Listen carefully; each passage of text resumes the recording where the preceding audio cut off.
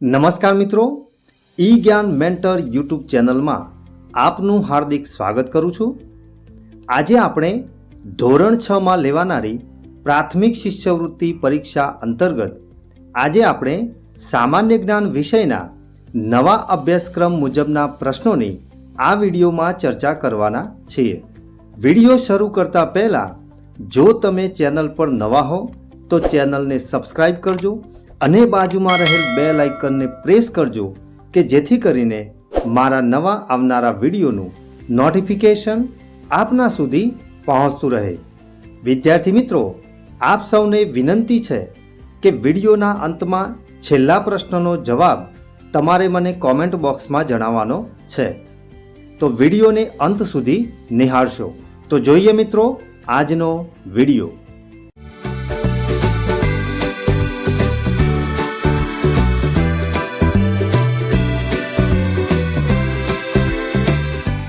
પ્રશ્ન 1, બ્રિટિશ શાસન પહેલા ભારતમાં નીચેનામાંથી કયું શહેર મલમલ માટે પ્રખ્યાત હતું?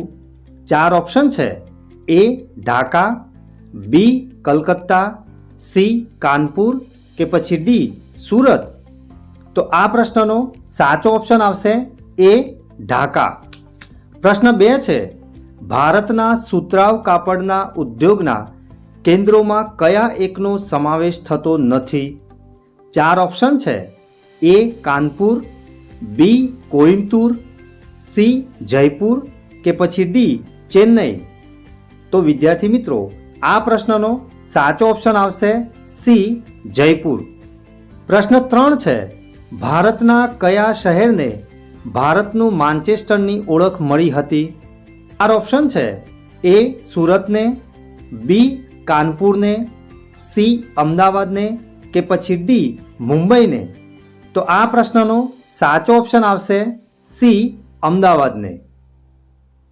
પ્રશ્ન 4, જાપાનનું કયું શહેર જાપાનના માન્ચેસ્ટર તરીકે ઓળખાય છે? 4 ઓપ્શન છે।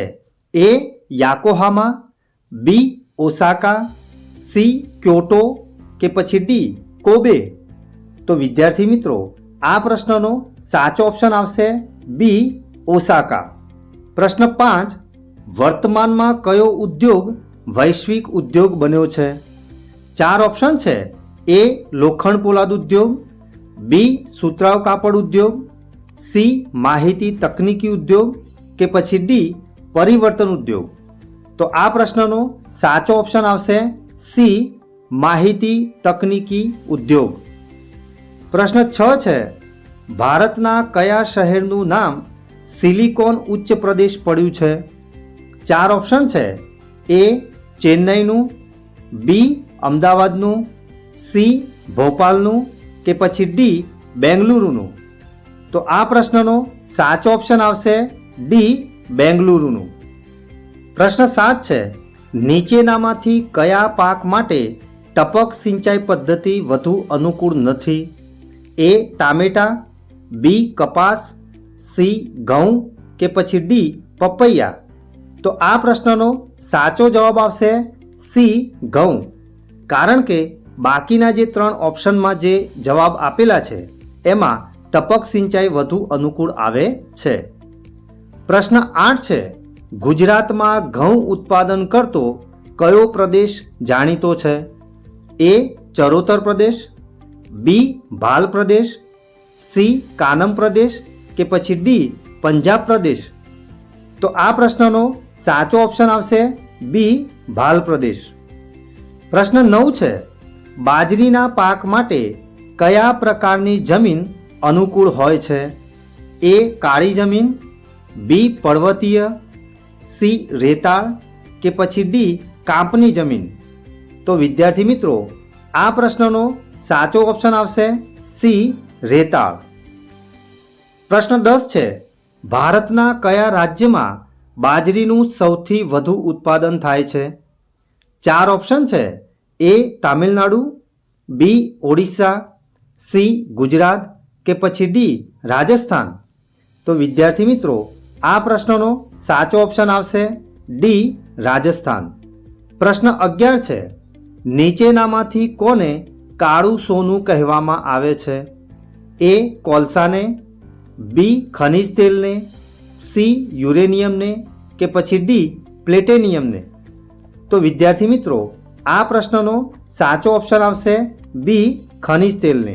વિદ્યાર્થી મિત્રો, ખનિજ તેલને જ્યારે અલગ પાડવામાં આવે છે, જ્યારે એનું શુદ્ધિકરણ કરવામાં આવે છે, ત્યારે એમાંથી આપણને પેટ્રોલ, ડીઝલ, ડામર વગેરે જેવા ઇંધણો આપણને મળે છે. પ્રશ્ન 12 છે, નીચેના વિધાનો પૈકી બાયોગેસ વિશે કયું વિધાન સાચું છે?